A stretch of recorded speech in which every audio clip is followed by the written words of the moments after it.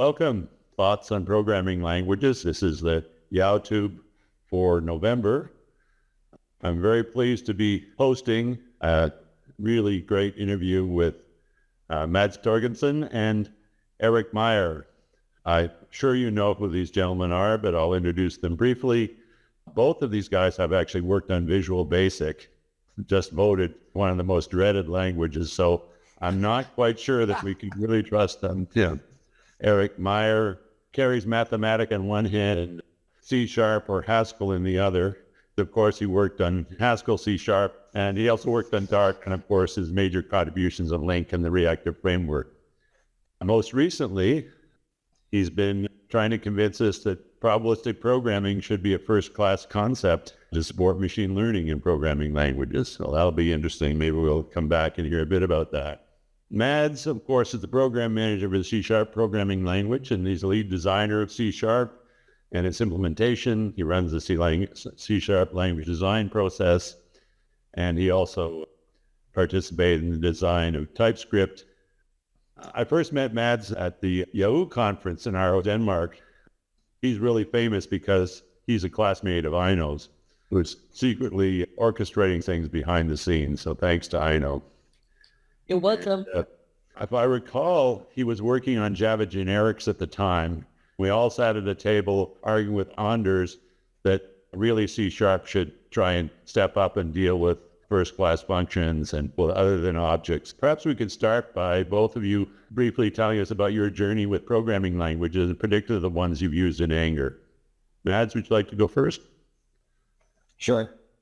For all of us, the first programming language I used was BASIC on some rubber keyboard machine in my parents' house. But I think that what really got me hooked on programming languages was when I saw that something could be a programming language and not BASIC, when I got hold of a Forth compiler. That was a great language. Yes, you have a book.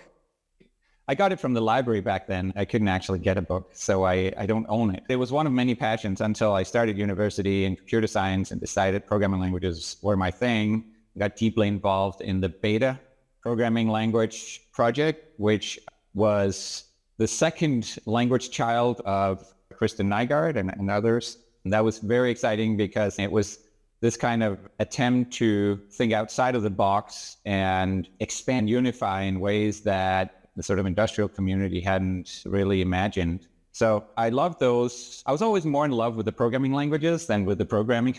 I think that was probably my main handicap from the start. So I was really lucky.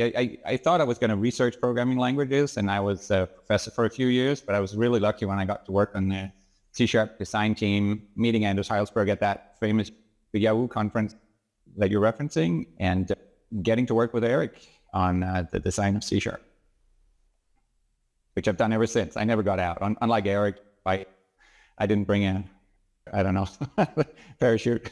So I'm still stuck here designing C#. Erik? Yeah, first I want to kind of defend Visual Basic a little bit. I think it gets a lot of critique, but it actually pioneered a lot of things like gradual typing, which is now everywhere. But Visual Basic had that, with option strict on, option strict off. I think if you look at, for example, LINQ in Visual Basic, the queries there are fully compositional. So I do think that Visual Basic has maybe a little bit of a bad reputation, where in practice it's better than it is. But so I just wanted to defend this kind of cool language. It's interesting that Matt said that he started with Forth. Before I went to university, I had a friend who had a TRS-80, and he tried to teach me or show me BASIC. And this was not Visual Basic, but whatever, regular BASIC. And it's dim x equals x plus 1. And I was completely puzzled by that. It's how can x be x plus 1? That is impossible. And then I said, okay, maybe I should try this computer science stuff. And then in college, I literally had a kind of stoner friend. If you go to his dorm room, it was thick with smoke. And he was a big Forth fan. And there's beautiful kind of pictures in here. So that's what I liked. I said, oh, that's a book with nice drawings in there. But he showed me that he could redefine 2 as 3 or something. And then he got that was hilarious for him. And oh, wow, this programming language stuff is really interesting.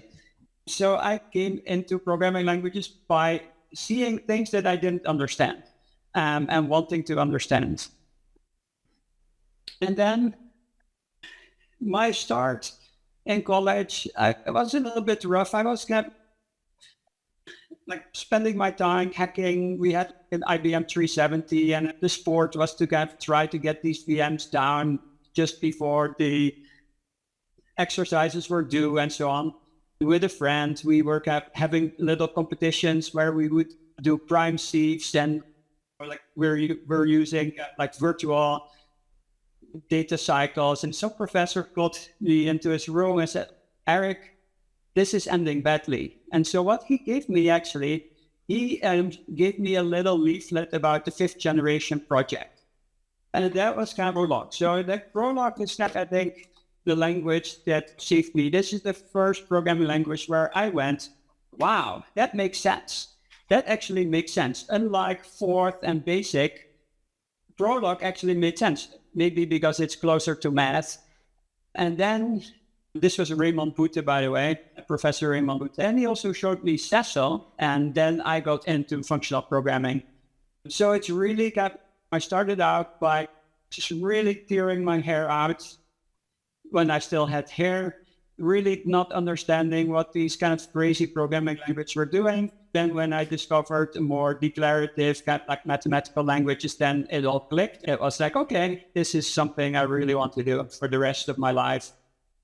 Even though I have a parachute, but I'm still with one arm in the programming language space. That's great. Thanks. The sort of general wisdom given to software executives is to avoid language wars at all costs. You hope that none break out in your organization, because if it does, it means things are going to be hell for you. How important is the language? Why or why not? So I think the language is both important and not important. And for various reasons. So let me just, I just have a stack of books. So this is another book that has been super influential. Actually, I still write with a fountain pen.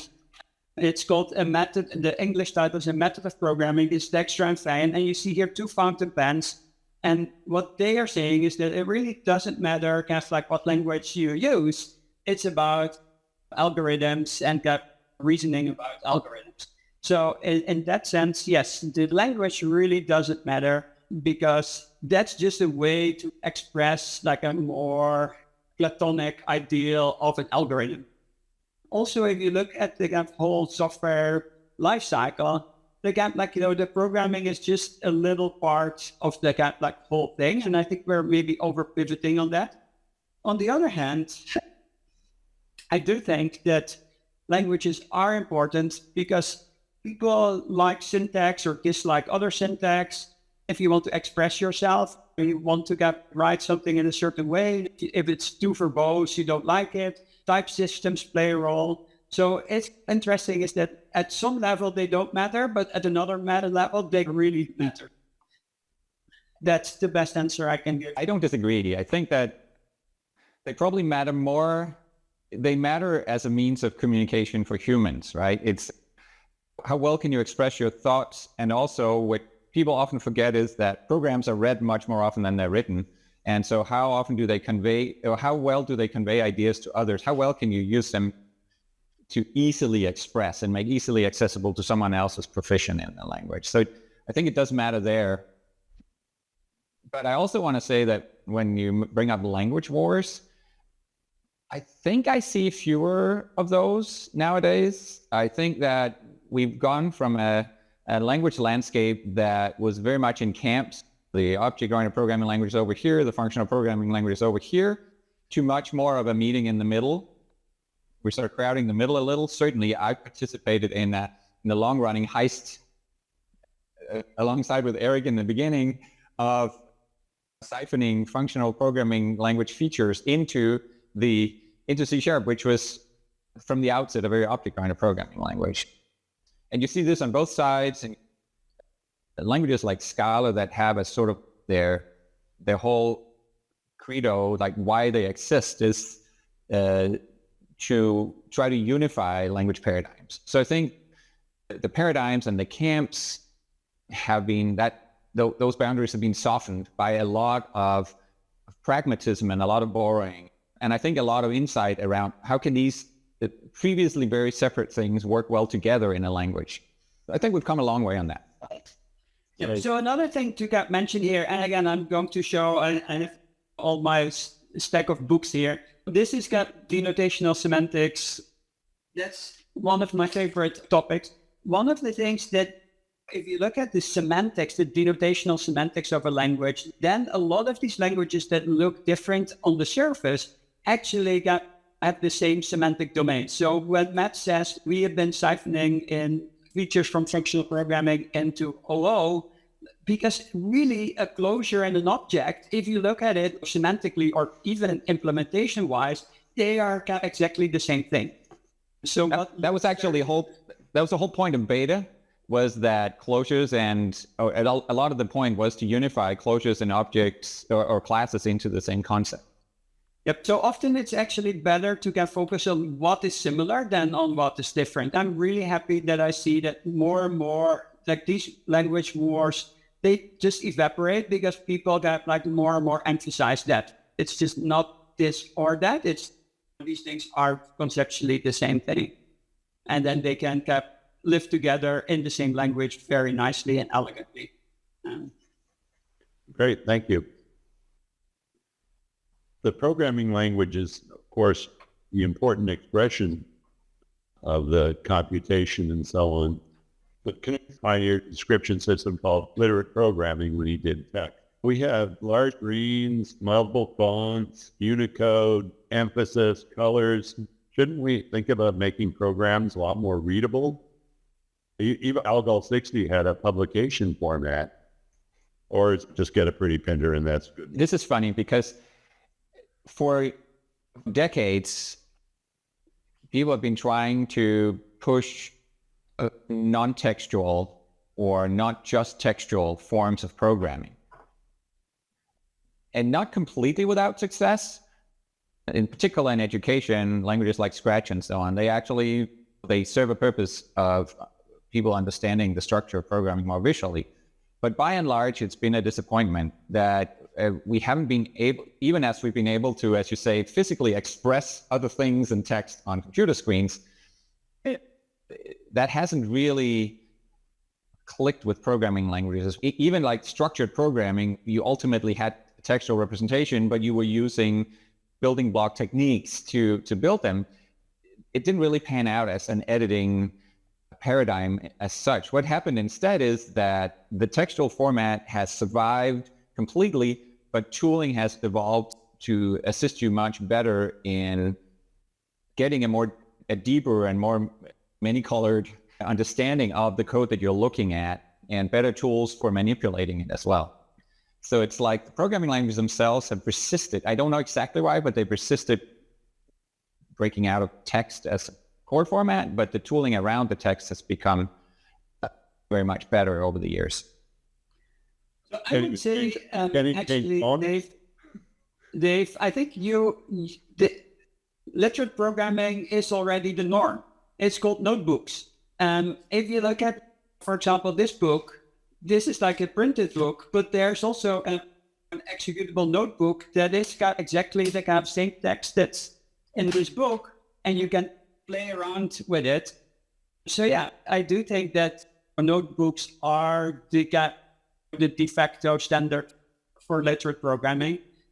And then, of course, I think a lot of people, I think not enough people, I should say, know it. But if you look at Mathematica, for example, there you can really define beautiful kind of text with that's notebook plus kind of thing. So I do think that this is already the norm. It's not like the literate programming as Donald Knuth maybe envisioned, but I think it's just like what everybody, like maybe not computer scientists, but everybody else is using. Two things that go in and out of fads in languages: syntax macros and operator overloading. Should both of those be considered harmful? I can take this. I think these are like abstractions can go too far. So some things are good, but you can also take it too far. So if you like one of the, for me at least, and I'm pretty sure for many other people, like naming is one of the hardest things, right? There's not many good names. And so you have a function and you give it a great name, say foo or bar. And now you need this function with that different arguments, number of arguments, different types of arguments. And it's got exactly this doing the same thing, except that the arguments are different. Now you really want to give that the same name. So I think there's often a good reason to have overloading. Now, if you look in the, say, Java language spec or the C# language spec, and you look up the sections on overload resolution, those are typically the gnarliest, the hardest parts of the language spec. And I see Matt's crying there because it's really tough. Yep. And then the same thing with like macros and stuff. There, people are trying to adding stuff to the language that is maybe not really part of the language. And now, it's like everybody's designing their own language, and language design is really hard. So yeah, it's like a knife, right? You can use it for good and you can use it for bad, but use sparingly. I think these things are pretty useful. But again, you have to restrain yourself and use it in the right way. I can't disagree. I think macros and syntax macros are, I really don't like those because I think they're mixing the programming and the meta programming layer, if you will. They put a mechanism for creating source text into the source text. That leads to many sort of bad effects on the boundary. So I think people have been trying to solve meta programming. How can I programmatically, I know how to, I need all this program. How can I programmatically get this without having to write it all and maintain it all? That's a thing that we continue to struggle with. There are various different approaches to it. Erik and I put some runtime meta programming into C# when we were together on that in the form of expression trees, which is a much more disciplined approach. Also, nowadays, we have a lot of compile time source generation mechanisms, and C# that integrates well with the compiler itself. That makes it easier to keep your layers apart and to reason about what happens and to find the boundaries where something between what the actual code is and where some magic happens. Another thing there, I think that if we talk about macros, I think there's also a very common 80-20 solution, which are blocks, right?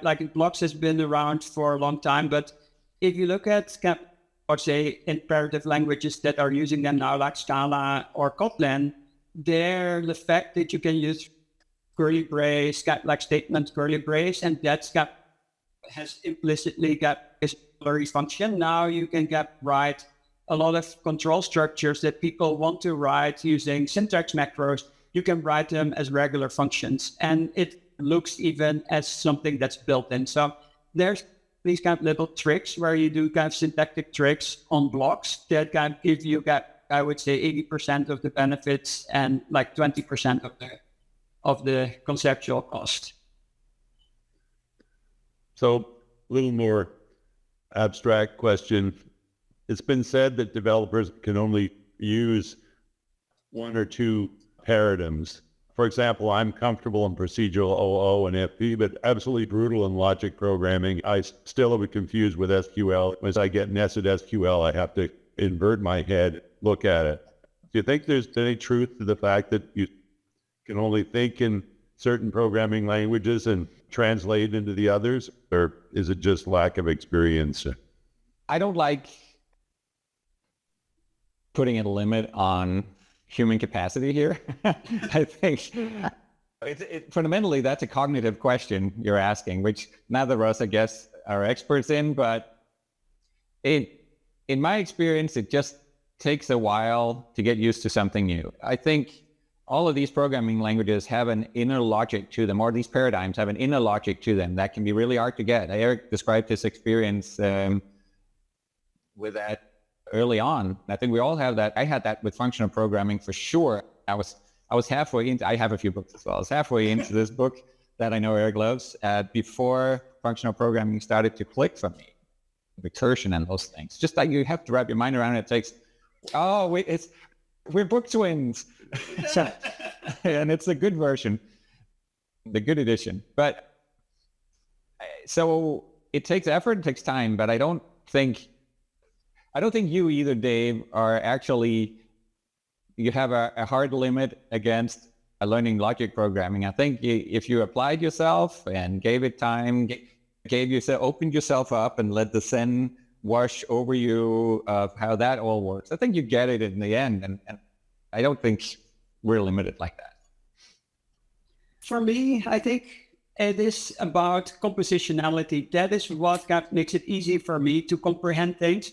One of the things that I don't like about SQL is that it's not compositional, because tables can only be flat. There cannot be nested tables. Of course, there's extensions of SQL that allow that, but just the regular relational algebra doesn't allow. And you see that in the SQL language, like you do a group by, you initially have to do an aggregate because you cannot create a nested table. That's what I found the beauty in LINQ is where it is compositional, right? You can first do a group by, and now you get a list of lists, and then you can do an aggregate or a filter. So it's much easier to break down a complex expression into little parts and then understand each step. In some sense, and now people might laugh, but imperative programming is compositional in that sense as well, where you can look at each statement and kind of try to understand. Of course, the statements can have side effects, that's why our people are laughing, but still you can break the computation down into parts and you can kind of reason about each intermediate result. And so with SQL, that's hard. Also with logic programming, I think that's pretty hard. I was attracted to that in the very beginning, but then the operational semantics there is really complicated with cuts and backtracking. Now it's very hard to reason about that compositionally. So you have a beautiful mathematical model, but the implementation doesn't quite match the gap like that ideal. Then it becomes hard to reason about it. To me, that's really the kind of thing. As long as it's compositional, then my limited brain power can handle it. As long as when it becomes non-compositional, my peanut-sized brain just gives up. So Mads, in recent years, you've been leading the Embrace Language Feature X, as you mentioned earlier, and extend C# to enable as much of X as you can. Some of us don't think you've taken enough of X, but you're constrained by what C# is. Dynamic types, FP, pattern matching, compile time evaluation, etc. What are the most recent innovations in C#? Any hints on what's coming next? We can talk about a few things.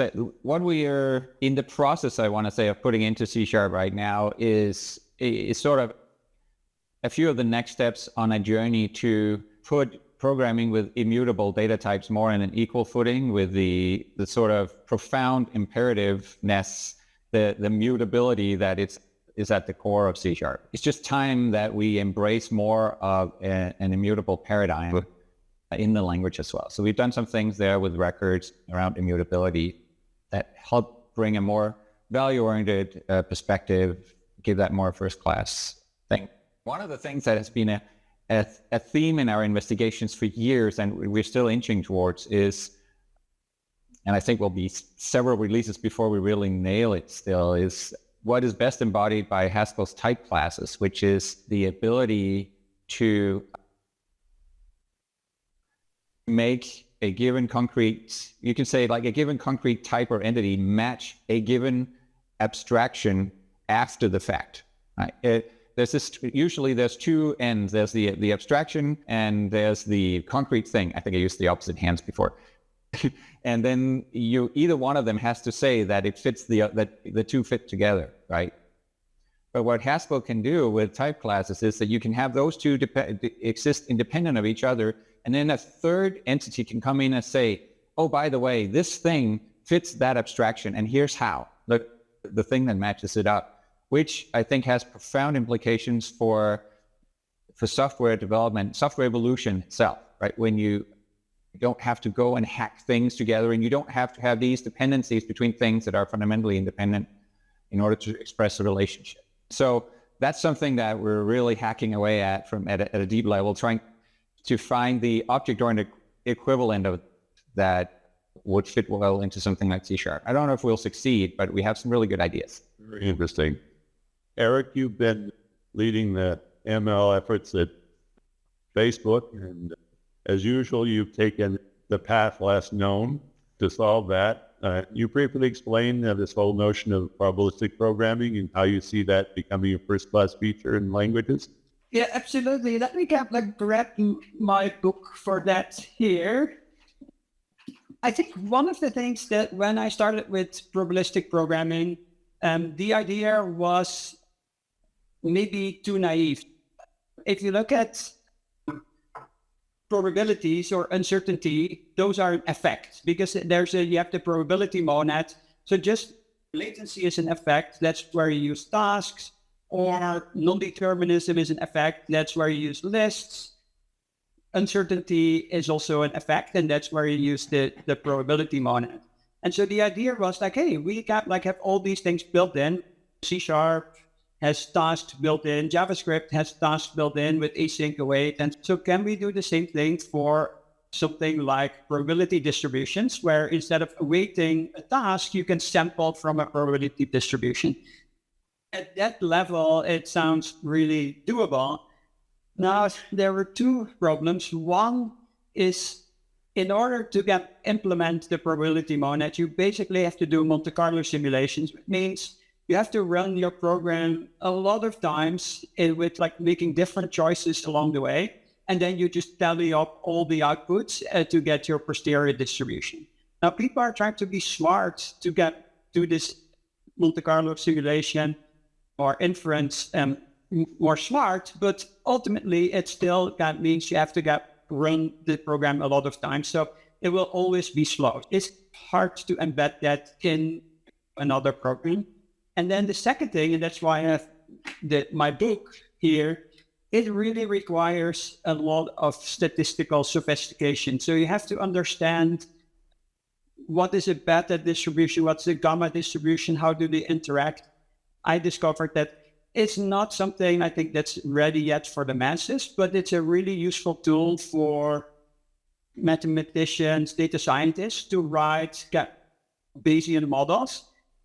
And these are typically pretty small, but super powerful. So it's more domain specialist language, and embedding them or thinking of this thing as part of a general purpose language where regular developers can use it. I think it's still a bridge too far, maybe in the future. But right now, I think we pivoted to being a more niche language for a very more narrowly defined group of users.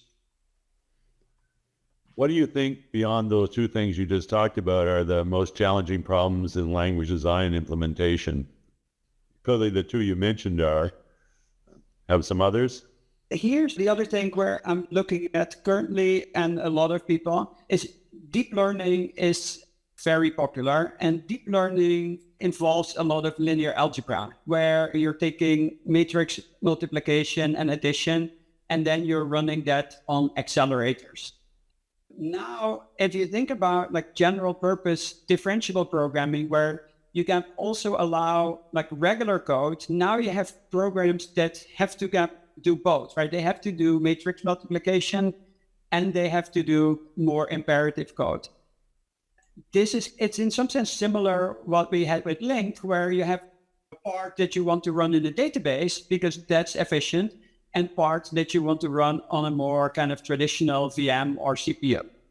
Taking a program and mapping it to a heterogeneous hardware backend that really accelerates different pieces of the program appropriately, I think is a very big problem. And interop is still, this is strange. The book is still in my drawer there, but in Java, the JNI, that's how you interface between Java and native code. In .NET, we tried a lot of things there as well, but still really doing interop between languages and different memory models, garbage collector, no garbage collector. You want to minimize the data movement. That's still a huge open problem. And I think we will need many more years to fix that. I agree with those. And I want to add good old concurrency. In a sense, so I think we still haven't really nailed concurrency and parallelism. There are certain domains like data parallelism where we have the abstractions we need. Focusing more on immutable data types helps with some of that. You don't have shared mutable state to synchronize on when you don't have mutable state. So there are ways and domains where we are making inroads here, but at the core, I feel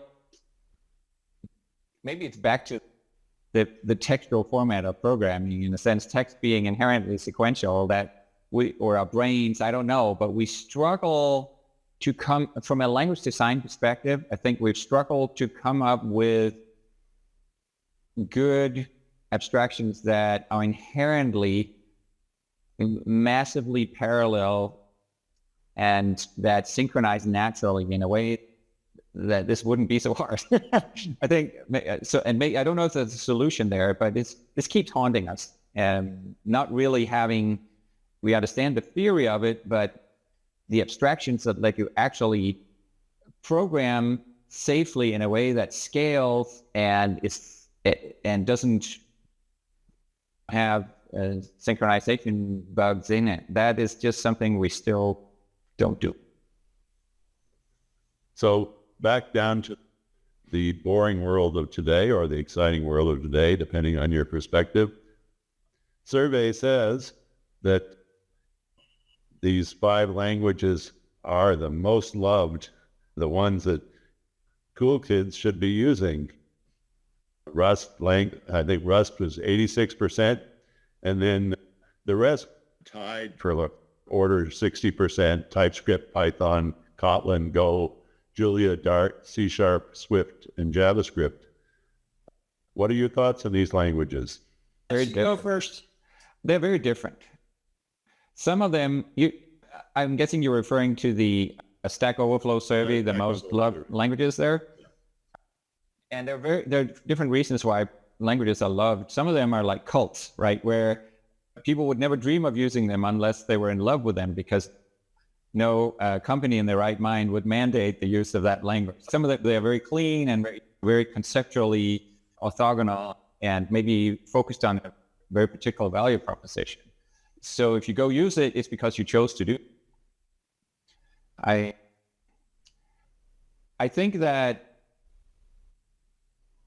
you have to find your audience, and then in the long run, if you want to stay loved, you have to, I'm glad we were on that list somewhere with C#. You have to stay responsive to that audience, even as you seek to expand. It's a difficult thing where you really have to keep listening. You have to put your grand ideas a little to the side and try to listen for a signal on what do the existing users of this programming language need next, and stay in a virtuous cycle there.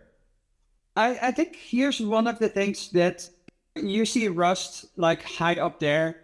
And I think one of the things there is that we try to look at programming languages as like mathematical abstractions, or I like to do it. I even show like denotational semantics.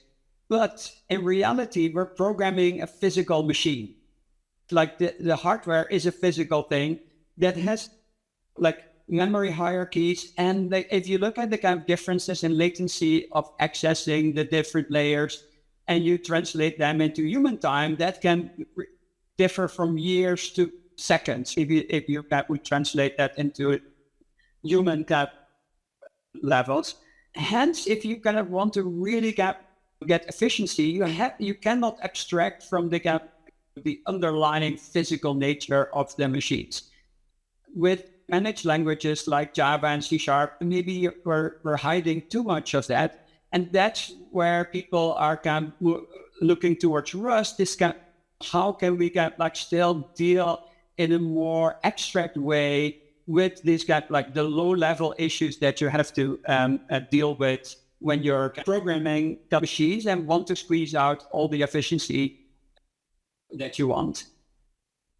Then if you look at the kind of high level languages, I think it's kind of like, interesting that there's a lot of development there. Like I saw a blog post recently, just a few days ago, where they implemented SQL in TypeScript on the type level. So you can write a complete SQL interpreter in TypeScript types. The other thing that was mentioned there, Kotlin actually is a very charming language. It's like one of my go-to language to get like program if I program for myself. It takes a lot of the good ideas from C# and Scala and whatever and can package them in a very elegant package. You see a lot of cross-pollination between different languages, and there's a lot of interesting, exciting development. I would never have thought that TypeScript would have this type-level programming stuff. People were doing that in Haskell for years, but I think it's much more elegant in TypeScript. So it's funny to see the developments in the low-level language. That can we make that like more abstract? But then also in the higher-level languages, there's like an enormous explosion in creativity, and like even Java is now like releasing more frequently. It's really exciting times. Really out in the language fringe. There's a lot of talk right now, VC funding and marketing about low-code languages. Google, Microsoft joining in with theirs, and players such as OutSystems, Mendes, Airtable, Coda. What's your view on these languages for the rest of us? I alluded to this a little in the beginning, and I do think that there is a very interesting market for letting people program that aren't programmers. There are various ways that we try to do that by giving building blocks that don't require so much expertise to put together. This goes all the way back to, in a sense, Excel is the most popular programming language on the planet because people can write formulas in there and they have a functional reactive program that they're building up using a graphical metaphor mixed with snippets of code. These low-code attempts are trying to do the same. Like, you don't need a professional developer for every little need of automation or even for putting up an app, trying to push the boundaries there. It's really hard though, because you get this tension between what fits in that kind of low-code abstraction versus what can you do with it? And you quickly get this push for, can I just poke through and put some real code underneath here? I've seen many attempts at this over the years, and they tend to always run up against that barrier. Maybe this time we're finding the right balance. I don't know. I cannot agree more with Matt. It's like you see this even in Excel, right? Yes, you can write like formulas, but then sometimes you need VBA I don't know if they still use VBA, but you need, or in other kind of spreadsheets, or there's JavaScript that you can get. So you run out of steam at some point. And in some sense, like recursively, the same thing happens, right? If you're using Java or C#, you run out of steam, and sometimes you have to go to native and implement stuff with Rust or C++. I also think that one of the things is, yes, for certain things it might be useful, but we shouldn't forget that like GarageBand is not a grand piano. So people can make beautiful music using GarageBand, but that doesn't mean that they are kind of like concert pianists. So I do think that there's like a room for everything, but I don't think that these languages will overtake all of programming. They are useful for a small domain, but I think at some point you run out of steam, and there's things that they don't address, and then you have to escape, and now you're back into, ultimately, computation is hard. We're solving really complicated algorithms, and so you cannot just not make that easy in general, because it's like intrinsically difficult programming. That's after trying to do this for several decades, I think programming is kind of like crazy hard. What are you thinking about the role of specification languages going forward? Things like TLA plus, Alloy, Spec Sharp, and so on. What sort of role do you think they're going to have? Where are they headed? You go first, Erik, on this one. So that is kind of an interesting thing. And here I'm maybe a little bit biased. Like I showed you, where is it? This book. So this is the Eindhoven style of programming, where you start with a specification in a specification language, like first order logic or something, TLA plus whatever, if you want to make it computer expressible. And then you have like your algorithm, and you're trying to make sure that your actual implementation satisfies that specification.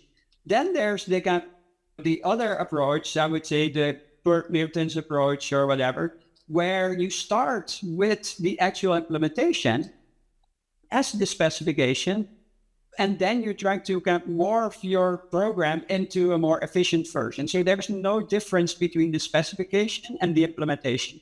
That's how I grew up, and that feels to me the most natural thing. So you start with a program that is your specification. It might be completely inefficient, and then the correctness preserving transformations, you turn that into an efficient implementation.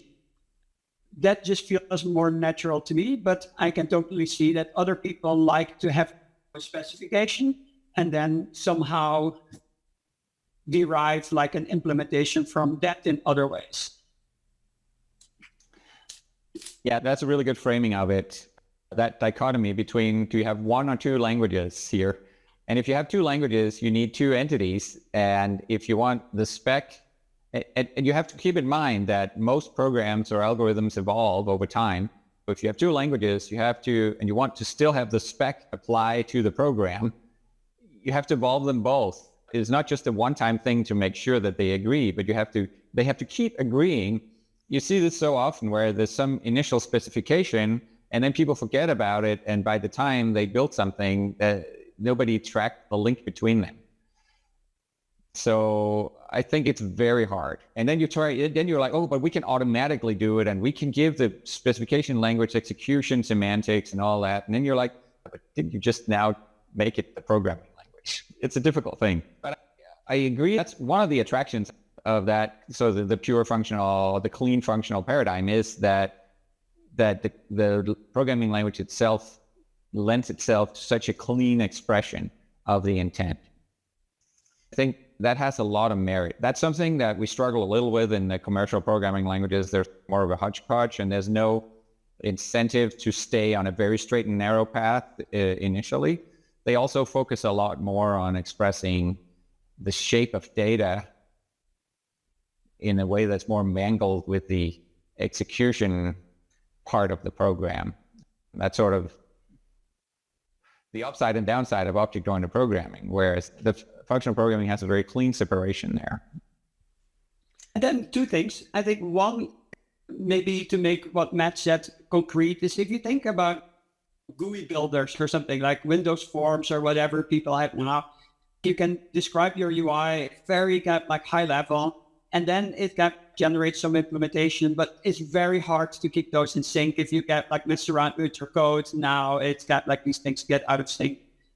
But I also want to point that maybe there's a middle ground, and maybe this is what Spec Sharp or Eiffel are trying to do, right? Where you are adding pre and post conditions and invariants into the language. And now again, you're trying to remove the fact that they're really these two different things and trying to really make that part of the same language. The underlying push for me would be don't have two separate mechanisms, but it should be integrated. Again, Eiffel would be something where Erik Meijer has tried that for many years. That's another approach that we shouldn't forget. I think that's very true. I think we're all in the programming languages themselves. We're all always in this balancing act about how much we should try to verify things as part of the language as well. We've looked at since Spec Sharp, which was a research project on top of C Sharp. We've been circling around whether we should have some sort of contract system around C Sharp that was at least to some degree verified at compile time even. through some static analysis. What we found was what people used this for, that about the 90% use case was tracking whether something was allowed to be null or not. I mean, it was just one simple use case that totally dominated this. And so we put a feature into C# for that instead, that now the type system in C# just helps you in a sort of gentle way, helps you keep track of your nullability. And it's not a correctness thing per se, but because you can easily fool it, but it's one of those, you have to decide when is it worth it to invite some of the static analysis and how can you do it? Because sometimes full correctness, most of the time, some sort of very hard notion of correctness doesn't even make sense in your programming. It's more about functionality. In some cases, you do want very strong correctness, but there's a scale there as well. And you have to find where do you want your language to be on that scale? Where do you want a specific piece of code to be on that scale? And then use the tools necessary for that. Also, taking this from another perspective, way back, Simula 67, the father of Beta as well, took this perspective of really designing a language, a simulation system, and a specification system all in one. In fact, there was a related language not well known called Delta, which was just a specification language as part of the sort of Simula language family. Then everything got taken apart. So now you use UML and Alloy and C# and so on. There was like a big divorce or a breakup, and these people left and threw things at each other. In recent years, some of the, those in particular from the Simula Beta community, as well as some from the modeling community, have had some conferences and gotten asked the question, doesn't it make sense to talk about something like a Simula 2027 where there is a single language that describes these things? That is a realistic goal or utopia? This is fun. I know that after they tried to make Simula the be-all end-all, and then they realized there are too many layers of abstraction. So the next grand plan that Christian Nygaard and his friends was, we'll create this stratification of 4 layers of languages. They actually envisioned 4 languages that would each be further and further removed from the machine and closer to the concepts of the human brain. So it was alpha, beta, gamma, and delta. Only 2 of those ever came into existence. One was delta, which was created as the closest to the human, and it was this description language. They didn't even call it a specification language. They called it a description language. And that was for like describing the world as it is, mostly the things in it, but also the processes in it. And then you would gradually, sort of the process that Erik talked about doing inside of a functional program, you would gradually bring it closer and closer to executability. You'll make some pragmatic choices along the way. That's where beta was supposed to fit in as the high-level programming language. And then there would be an alpha underneath, which was the machine code.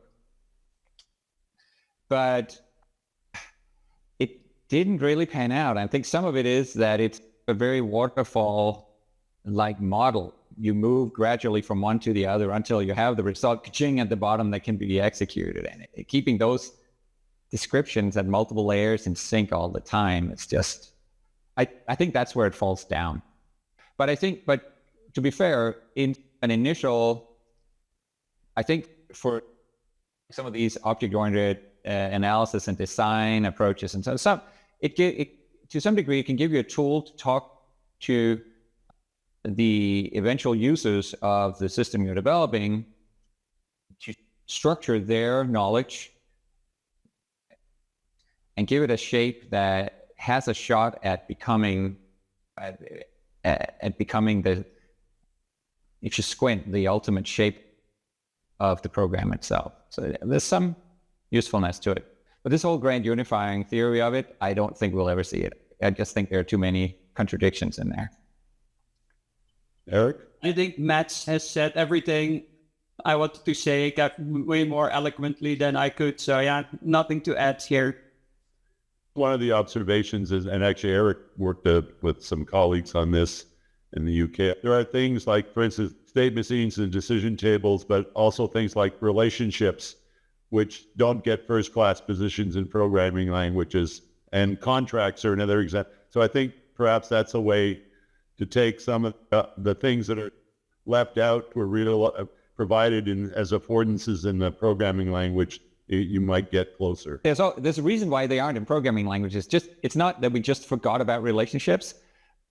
It's that having an efficient mechanism for many-to-many relationships, for instance, is just hard. And it's too abstract. You quickly, because you need collections and wiring there are huge implementation choices there around how to make that efficient, depending on how it's going to be used and various things, where that level of abstraction just takes away too many decisions that are too important for the system to function efficiently. But maybe one day we could solve this. Maybe you could make data structures that are so intelligent that they will do the most efficient thing based on how they're used. That in some areas, like persistent data structures, where you, to some degree, you have some very fancy immutable data structures that are able to adapt to their usage and be efficient in very different scenarios. So maybe one day we'll figure this out. And that's when, but we won't bring these things in until we have a handle on how to make them integrate well with the rest of the programming level experience. Yep, I agree with Matt here. It's like a lot of these things it's the implementation, efficient implementation, that is also like incompatible. If you look at that normal kind of objects where you have like children, that's pointer chasing. And if you look at relationships, that's joins. Now, what you're kind of trying to do is you're really trying to bridge the object relational gap in the same language. And again, this is what I mentioned in the beginning. These are very different computational paradigms, and like bringing them together is really hard. And having a single unified language that can like then run these things at native speed, it's super hard. So I'm not saying that relationships are useless, but trying to integrate that nicely with another paradigm that's in some sense in contradiction with it, and then implement it efficiently is super hard. Yeah. But I do want to add that I think that some of the important turning points in the history of programming languages come from being able to find a way to bring such concepts into programming. The whole object-oriented programming, as we talked about, the start of Simula 67 and the start of object-oriented programming, this whole idea of bringing concepts, Aristotelian concepts, representing them as classes in the program, that was like revolutionary. And it was exactly take something that was deemed to be outside of the programming space and find a way to mirror it relatively faithfully in there so that you expand your expressiveness in the programming realm. That's magic. And functional programming, I guess to some degree, is that as well. It's all the way back to the lambda calculus and understanding which is a model that's very different from the physical machines, and understanding the relationship between math, between that conceptual model and the computing equipment was really probably the first example of that. So I think big turns, the big new paradigms and so on, they start from that. It's definitely worth pursuing. It's just that it's hard. And so often we don't end up succeeding. So we can't talk about programming languages in the modern day and not talk about the cloud. Today, we've got increased modularity and concurrency by very powerful machines. So we now have microservices and containers and lots of concurrency, which promise looser coupling, use of multiple programming languages. However, these systems are composed dynamically with glue languages such as YAML, making it more difficult to reason about the system. The inability to even see the full stack. So now if you want to debug your simple microservice application or serverless application, you have to use special purpose tools and fuse traces together and then get a set of observability tools so you can actually look at the stack. This seems like a language opportunity, isn't it? I can give this a try. It's at some point, in some sense, it's kind of like surprising that we still don't have a language that takes, say, the cloud as the computer. And I do think that if you look at early Java and early .NET, when you see some of the videos, that was the idea. Everything was distributed. And I think both Java and C# tried this. Like remoting was also transparent. And with COM, they tried this thing too. It doesn't matter where it runs and so on. I think the reality hit very quickly that you cannot have transparent remoting, that you have to think in terms of errors, latency, all those kind of things. I'm not sure that we have found a language that deals with that, still looks at the cloud as the computer. But what we have done is we have taken these languages and morphed them and added things in there to make these things explicit. Tasks, in order to do remoting, you have to make it all more explicit. But yeah, it is, I think, still an open problem. It's how can you really provide an abstraction that you can program the cloud in a cloud native language. And right now, I think you're right. It's a little bit of a patchwork, but again, I think it's a very difficult task. And also the underlying technology changes a lot, right? Maybe 5 years ago, containers were a niche. Now it's everywhere. So you design a language now, it takes many years. If you look at what Java was just 25 birthday, the underlying computational paradigm or distributed paradigm changes so fast. I don't think the language can keep up with that. That moves so much slower. I agree with that. And I want to add, so I have two opposite but simultaneous emotional reactions to the whole microservices turn, which one of them is very positive. I love that there's this new growth layer where we're learning things and there's all this experimentation with how we can make these things work out. And then there's a language designer and implementer in me that's, oh no, we just spent decades getting great type systems that we can reason about our systems and optimizing things so they can run fast on the metal and all that. Now we throw it all out the window and we have all these things that are so loosely coupled that the common denominator is JSON or YAML or some complete textual crap that everyone has to parse and impedance mismatch up and down with different representations and efficiency. Oh my God, it's completely out the window. Even when all your microservices actually end up running on the same little box, they all have to pipe all this goop between each other and spend most of their cycles just understanding what each other is saying to them. And it's guys, we have to start all over again. But on the other hand, that's how everything starts out.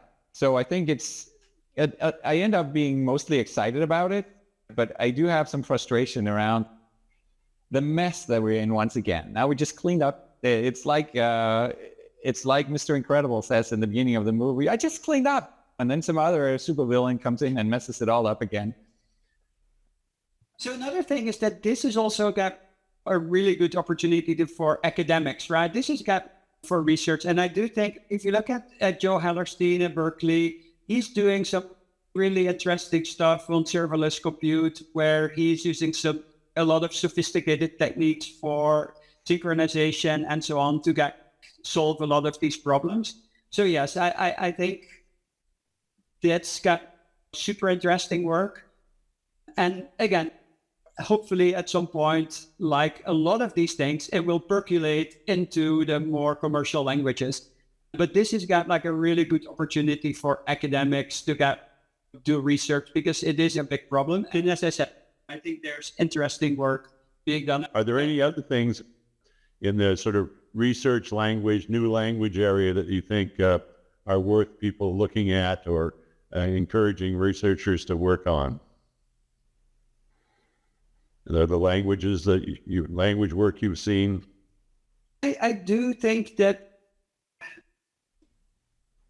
there is some interesting. If you look at kind of like machine learning as a kind of like area, I do think that that's where there's a lot of math there that we don't traditionally deal with as computer scientists. Like as computer scientists, we often think about discrete math, right? Logic, discrete things, collections, sets, where a lot of machine learning is continuous, right? If you look at kind of like automatic differentiation or kind of like you take gradients, so it's like continuous math. Now, what I discovered is that a lot of the continuous math or calculus that we got in high school is really complicated with limits and whatever. And the people in category theory have been doing a lot of interesting stuff on it. It's got infinitesimal analysis, synthetic, like where they axiomatize things. They call it synthetic. So it's basically, it means instead of defining things with limits and so on, you axiomatize. So you just define axioms for differentiation, axioms for integration, and then from that you can build up all of calculus. And this has a very like functional programming like flavor. And I do think that there's got a good opportunity to take those ideas and bring them more into programming languages, because we have to. This whole machine learning field is continuous math. And so trying to bring in the math into programming is inevitable. And yeah, and same thing for linear algebra as well. So that's where I think I would love to see more developments. That made me think of quantum computing, which I think is very interesting to programming language folks, because it imposes very interesting limitations on what your programs can do. When you're doing quantum computation, you need your algorithms you need to be able to express the adjoint, sort of the inverse, but similar. So there are these mathematical properties that code needs to have that put a limitation on what kinds of language constructs you can even have. You can't just go and add a language construct to a quantum programming language, because that might blow up the underlying model. Like immutability, you can't just go and add mutation to an immutable language. And so it has these new kinds of constraints that are interesting to try to work with and create something that has enough abstraction power and enough expressive power to program these quantum computers that we barely even have yet. That's going to be a field not just for like foundational scientific discovery, but also just for evolving programming language design, the discipline of programming language design in an interesting way. Yeah, that's a really good point that you make there, Matt, because if you look at this differentiation, for example, right, you have to put restrictions there too. You cannot have, say, conditionals, because they can introduce gaps into your function, and now it becomes non-differentiable. And on the other hand, if you want to program, you want to make choices. So yes, there's a really nice tension between, you have to constrain the expressiveness, but you still want to express certain things. So yeah, I do think that this is a very interesting area. This has been great. I really appreciate both of you, Mads and Erik, taking the time to spend with us and share your expertise with YOW, and hopefully motivate those of us from the past and those of us going forward in the future working on new languages. So thank you very much. We look forward to seeing you both online in December. So we'll see you again there. Thank you very much. Thanks for bringing us together, Dave. It's to the blast. Take care. Great to see you again. We should do this more often. Yep. Thanks.